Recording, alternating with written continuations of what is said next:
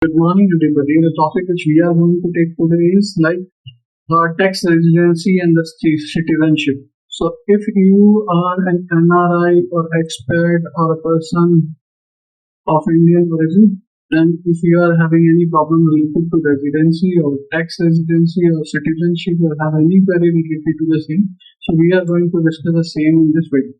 So today we have with us Miss Pooja, and I welcome Miss Pooja on the show. Hi Gaurav. Gaurav, today we are going to discuss how to determine residential status of an individual in India, because ultimately this is going to determine how much income tax he has to pay in India. Now, first of all, basic question is, what is the difference between a tax residency or a citizenship? This is the most common question people generally ask to me. Now, citizenship means the country you are a national of, the passport of the country you are holding. Tax residency is however determines in which country and on what portion of income you need to pay tax. An Indian citizen can be a non-resident for tax purposes, and a foreign national can be a tax resident for the purpose of income tax. It primarily depends on your physical stay in India during the financial year. Now, how much physical stay is required, we will discuss this. There are primarily two conditions. If we are satisfying any of the two conditions, we become a tax resident of India. Condition number one is very simple: stay of 182 days or more. You are in India for more than 182 days in the previous financial year, then you became a resident of India. Second condition is, you are in India for a period of 60 days or more during the previous year, and you have been in India for 365 days or more during the 4 financial years immediately preceding the previous year. That is 60 plus 365 days. If you are satisfying this condition, become a tax resident of India. If any person is not satisfying any of these two conditions, he will be a non-resident as far as income tax of India is concerned. So tell me about the basic financial updates of Finance Act 2020 as individual rules are being prescribed, and for NRIs what kind of reasons or the things are there. Okay. Finance Act 2020 actually brought various major changes. It brought two significant amendments specifically for Indian citizens and persons of Indian origin. Number one is deemed resident provision. If you are an Indian citizen and have a total income in India exceeding 15 lakh, maybe rental income or anything else, and you are not liable to pay tax in any other country or territory due to domicile, residence or any similar criteria, you will become a deemed resident of India. And when you become a deemed resident, you will automatically be classified as a resident but not ordinary resident. In that case, all your income which you earned in India or which accrued or arise or deemed to accrue or arise in India will become taxable in India. Imagine Mr. A, an Indian citizen residing in Saudi Arabia, a country with no personal income tax, has a rental income of, let's say, 16 lakh from a property in Hyderabad. He stays in India for only 50 days in the previous financial year because he is not liable to tax in Saudi Arabia, and his Indian income tax exceeds 15 lakh, which is 16 lakh in his case. He will become a deemed resident but not ordinary resident in India. Second condition is 120 days. 120 days rule for Indian citizens and persons of Indian origin. If you are an Indian citizen or a person of Indian origin visiting India, your total income in India, excluding foreign resources, exceeds 15 lakh. The 60-day period in the second condition we earlier discussed, that is 60 plus 365 days, it will be substituted by 120 days. Suppose if the condition will then become you are resident in India for a period of 120 days in the previous year and say 65 days immediately preceding 4 years of the previous year. Then you become a resident of India. But in case if you are a person of Indian origin or of Indian citizen, the 60 days will be substituted by 120 days. This means if you stay between 120 to 181 days and meet the condition of staying 365 days or more in the 4 immediately preceding financial year, become a resident, but not ordinary resident in India. Okay.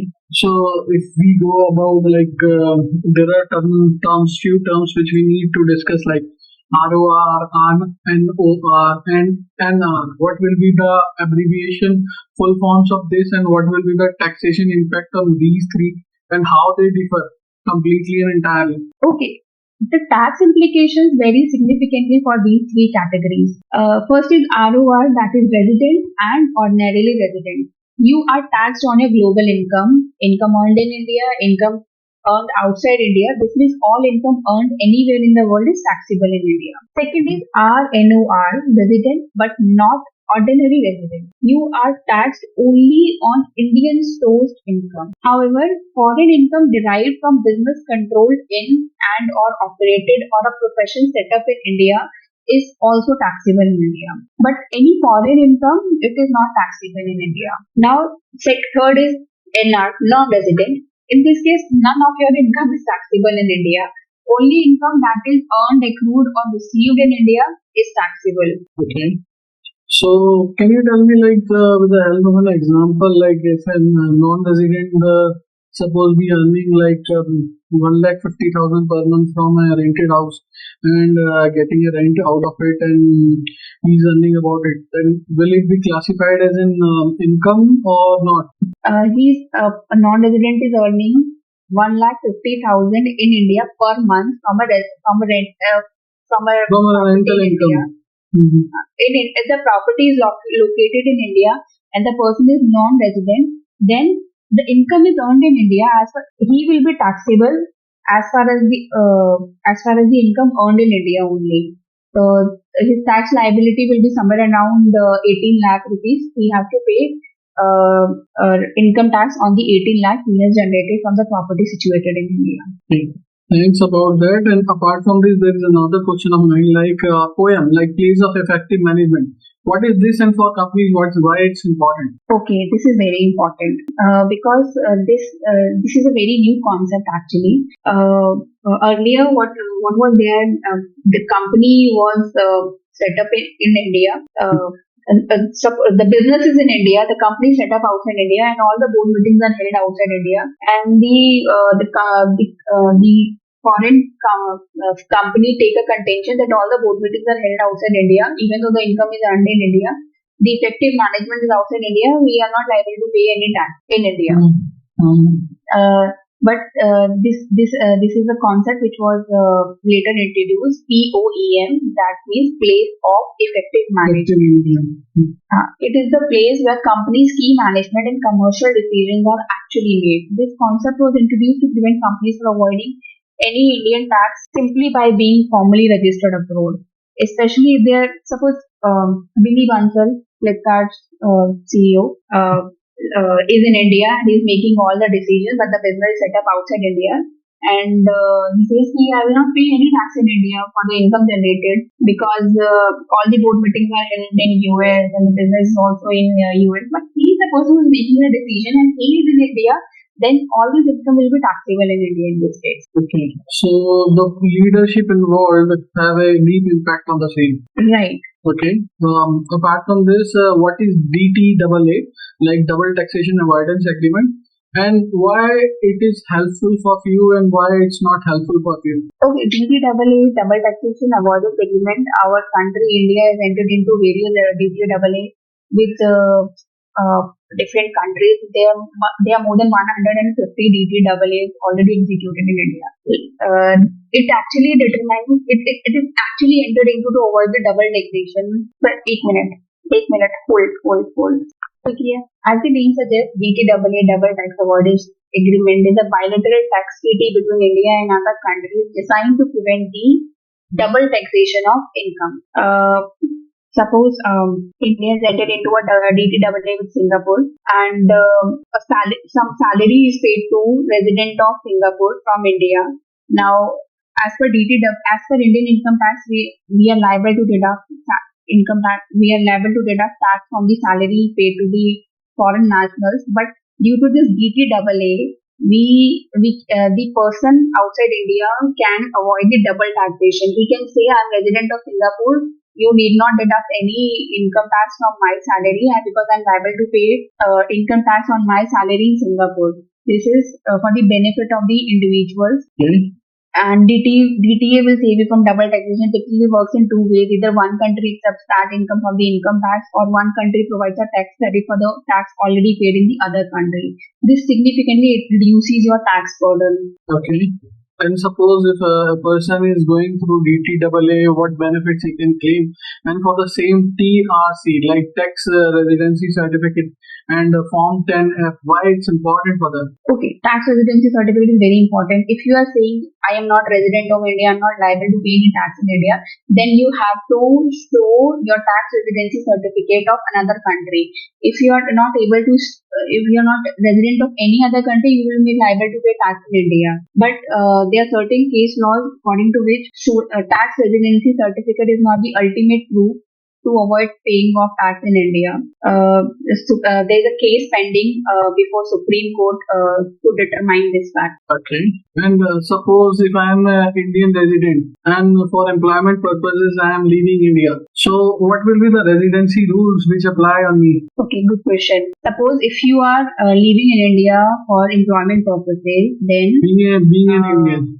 Being an Indian, then suppose if living in India somewhere after July, somewhere in September, let's say 1st September you're living in India, then that means you are in India for less than 182 days.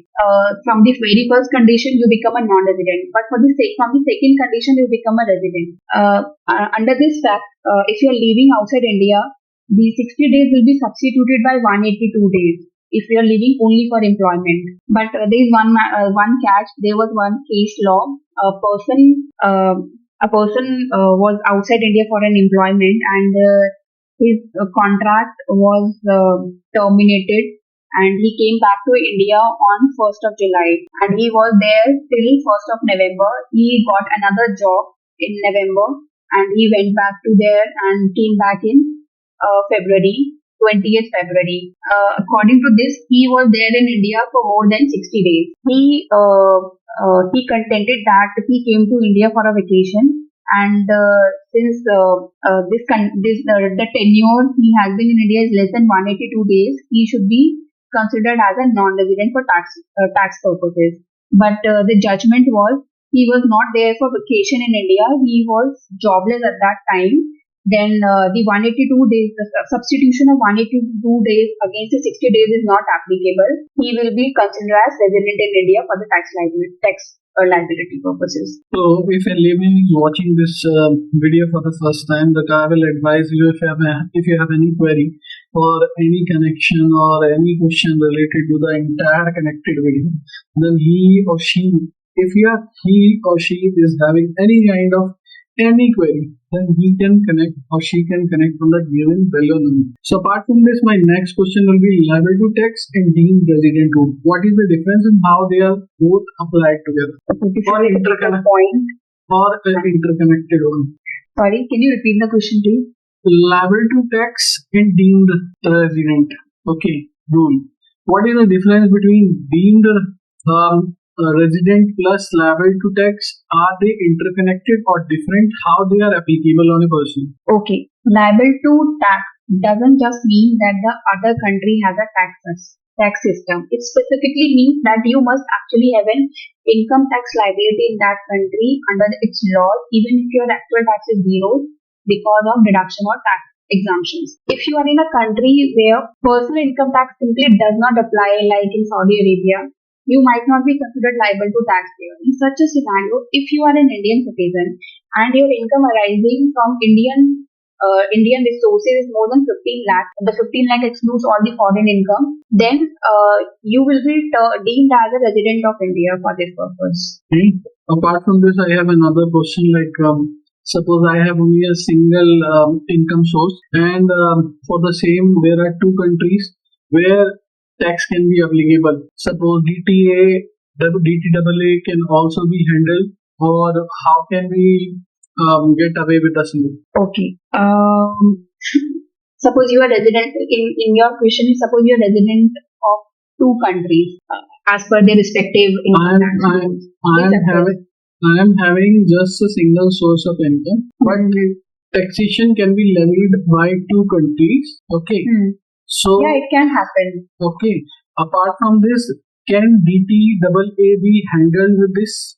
Yes, of course. If the country, if India has entered into a DTAA with that country, you must look into the provision of DTAA. These rules look at factors like where you have permanent home, your center of vital interest, your habitual abode. Accordingly, that country will be accordingly it will determine which country should have the right to tax your income in that case. Even our taxation criteria will be dependent on the country which need to be picked up for the taxation. Sorry, come again, please. I am saying the point which you are saying only, like if a person is having or getting the income source, then the same person can be picked through the countries. No, it's not. It's not an option to pick any country.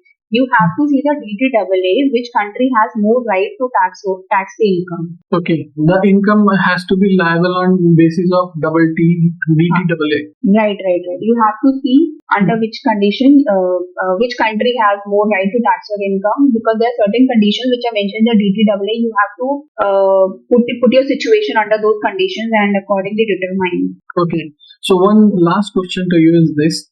Like if any person who is watching this video, like he may be a resident, he may be a non-resident, he may be a ROR and RNOR as well. So people are having complicated cases depending on their case pertaining to their situation. Okay, for the same, if they need any kind of query or any kind of solution related to their problem, because every person is different, every person's individuality is different, every person's country residency is different. For the same, I have jotted down or depicted like ROR, RNOR, NR, or Indian resident. So, how a person can get with the same, and can you help regarding this if a person connect for the query for the same? Yes, definitely, Gaurav. If anybody of you are having any interpretation issues, whether you are liable for whether your income is liable for tax in India or not, or anything similar kind of questions, you can connect with us anytime, because a single wrong interpretation from your side can cost you lakhs. Even your residential status as well, plus these days PMLA and other judgments and other rules and other things are also applicable. So we are not just creating a panic into your mind. So just if you are watching this video, then do connect with us if you are having any kind of problem, okay, or having any kind of query. Thanks for the time, Pooja. Thanks for giving such a nice interpretation related to all the questions in such a nice and a summarized way. Thank you so much. Thank you, Gaurav. Pleasure is all mine. Thank you. दोस्तों ये video कहीं से कहीं तक किसी भी तरीके का एडवर्टीजमेंट ना है, ना इसे माना जाए, ना इसे समझा जाए, सिर्फ एक ट्यूटोरियल वीडियो है नॉलेज पर्पसेस के लिए। Thank you.